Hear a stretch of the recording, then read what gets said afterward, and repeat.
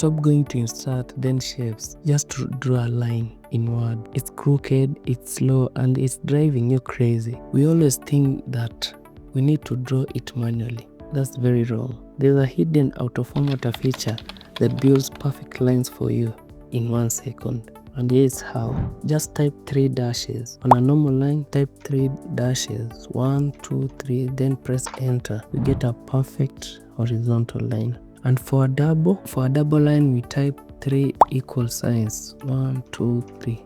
You enter. You get a double line. Go next. For a dotted line, we type 3 asterisks. 1, 2, 3. Then you enter. We get a very perfect dotted line. Now, for the last bit, you want to draw a professional border. So we type 3 hashtags. 1, 2, 3. Enter. You get a very perfect border line. No more manual drawings, no more crooked lines. If you didn't know what could do this, you just need to follow the Tecknow guy, because I'll show you more tips about Word that you don't know even they exist. Till next time.